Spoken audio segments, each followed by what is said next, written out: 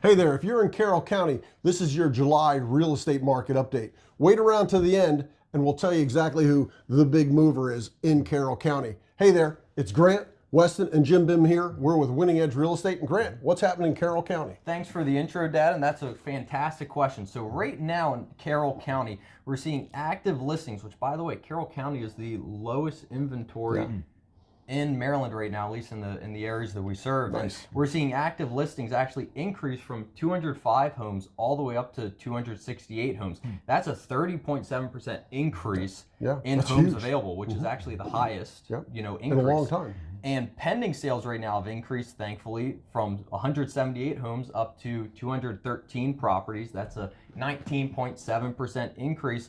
But thankfully, we've seen closed transactions go from 164 homes to 194 homes, and that's an impressive 18.3% increase. Wow. And then something that a lot of people ask us is, what is the median home price? What does that change? So we've seen that go from 340,000 all the way up to 360,000, which is a 5.9% increase, which is fantastic across the board.